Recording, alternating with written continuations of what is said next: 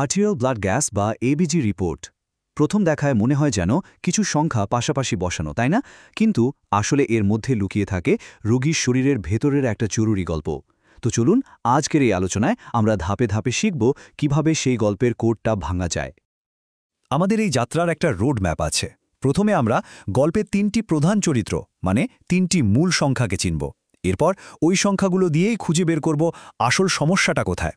তারপর আমরা বুঝব শরীরের যে প্রতিক্রিয়া সেটা কি স্বাভাবিক নাকি এর পেছনে আরও জটিল কিছু লুকিয়ে আছে। আর সব শেষে একটা ডিরেকশন ম্যাপ ব্যবহার করে আমরা একেবারে সুনির্দিষ্ট রোগ নির্ণয় করা শিখব। চলুন শুরু করা যাক। যে কোনো এবিজি বিশ্লেষণের মূলে রয়েছে মাত্র 3টি সংখ্যা। এদেরকে আমরা আমাদের গল্পের প্রধান চরিত্র বলতে পারি। এরা হল পিএইচ, PCO2 আর বাইকার্বনেট বা HCO3। এই যে সংখ্যাগুলো দেখছেন, এগুলো হলো আমাদের বেসলাইন, মানে একজন সুস্থ মানুষের শরীরে ঠিক কী থাকা উচিত তার একটা ছবি। তো যখনই আমরা কোনো রোগীর রিপোর্ট দেখব, আমাদের প্রথম কাজ হবে তার রিপোর্টের সংখ্যাগুলোকে এই আদর্শ মানগুলোর সাথে মিলিয়ে দেখা। এই তুলনাটাই হলো পুরো বিশ্লেষণের শুরু। আমাদের শরীরের কিন্তু একটাই প্রধান লক্ষ্য, আর তা হল পিএইচকে তার একদম পারফেক্ট জায়গা মানে 7.40-র কাছাকাছি রাখা। শরীরের যত প্রতিরক্ষামূলক ব্যবস্থা আছে মানে কম্পেনসেশন, তার সবই কিন্তু এই একটা লক্ষ্যকে ঘিরেই চলে। আচ্ছা, এখন আমরা দেখব কিভাবে খুব সহজে মাত্র 2টো ধাপ ফলো করে রোগের মূল কারণটা বের করে ফেলা যায়। লজিকটা কিন্তু বেশ সহজ। প্রথমে শুধু দেখুন পিএইচ কোন দিকে যাচ্ছে। যদি 7.40-এর নিচে নামে, তার মানে অ্যাসিডোসিস। এর কারণ হতে পারে হয় PCO2 বেড়ে গেছে অথবা HCO3 কমে গেছে। ঠিক উল্টোভাবে যদি পিএইচ 7.40-এর ওপরে ওঠে, তার মানে অ্যালকালোসিস। এর কারণ হবে হয় PCO2 কমে যাওয়া অথবা HCO3 বেড়ে যাওয়া। যে প্যারামিটারটা পিএইচের পরিবর্তনের সাথে যৌক্তিকভাবে মিলে যাবে, সেটাই হলো আমাদের প্রাথমিক সমস্যা। এখন আমাদের একটু গোয়েন্দার মতো ভাবতে হবে। শরীর যে একটা প্রতিক্রিয়া দেখাচ্ছে বা কম্পেনসেট করছে, সেটা কি প্রত্যাশিত, নাকি এর আড়ালে অন্য কোনো গল্প বা দ্বিতীয় কোনো সমস্যা লুকিয়ে আছে?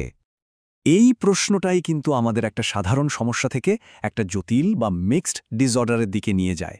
শরীরের উত্তরটা কি স্বাভাবিক নাকি অস্বাভাবিক, চলুন দেখি। পার্থক্যটা ঠিক এই জায়গাতেই। দেখুন, একটা হচ্ছে প্রত্যাশিত কম্পেনসেশন, মানে ফর্মুলা দিয়ে আমরা যা হিসেব করি শরীরের কি করা উচিত ছিল। আর আরেকটা হলো পর্যবেক্ষণকৃত কম্পেনসেশন, যেটা আমরা রোগীর এবিজি রিপোর্টে সরাসরি দেখতে পাই। মানে শরীর আসলে কি করছে। যখন এই দুটো, কি করা উচিত আর কি করছে, মিলে না, তখনই কিন্তু আসল রহস্যটা বেরিয়ে আসে।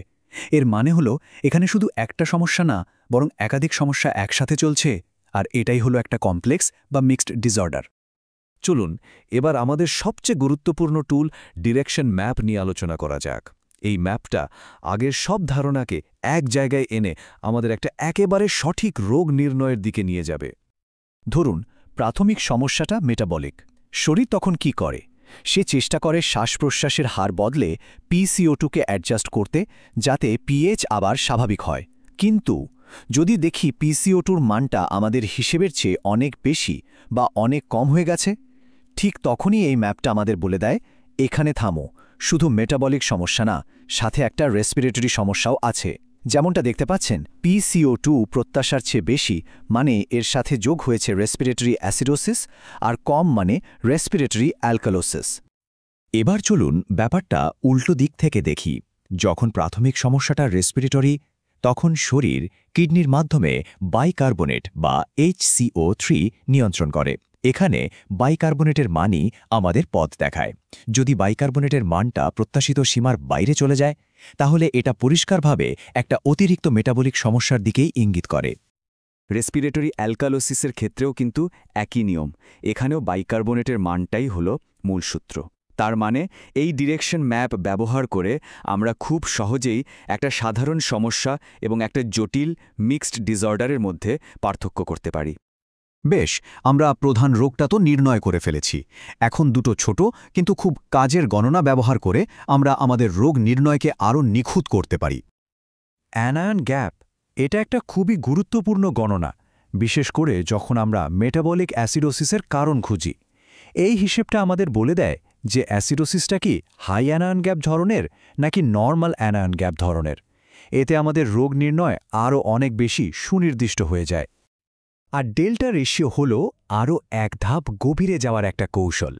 মনে রাখতে হবে এটা শুধু হাই অ্যানায়ন গ্যাপ অ্যাসিডোসিসের ক্ষেত্রেই ব্যবহার করা হয়। এই অনুপাতটা আমাদের বলে দেয় যে ওই হাই অ্যানায়ন গ্যাপ অ্যাসিডোসিসের আড়ালে অন্য কোনো সমস্যা, যেমন একটা নর্মাল অ্যানায়ন গ্যাপ অ্যাসিডোসিস বা একটা মেটাবলিক অ্যালকালোসিস লুকিয়ে আছে কিনা। তাহলে মূল কথাটা হলো, এই সংখ্যাগুলো কিন্তু বিচ্ছিন্ন কিছু নয়, তারা সবাই মিলে একটা গল্প বলে। আর এই পদ্ধতিগত অ্যাপ্রোচ, বিশেষ করে আমাদের যে ডিরেকশন ম্যাপ, সেটাই হলো সে গল্পটা সঠিকভাবে পড়ার চাবিকাঠি। এই শক্তিশালী ফ্রেমওয়ার্কটা যদি মাথায় রাখা যায়, তাহলে যে কোনো এবিজি বিশ্লেষণ কিন্তু অনেক সহজ হয়ে যায়। আজকের মতো এখানেই শেষ করছি। ভাবার বিষয় হলো, পরের এবিজি রিপোর্টটি কোন জটিল কিন্তু আকর্ষণীয় গল্পের পর্দা উন্মোচন করবে।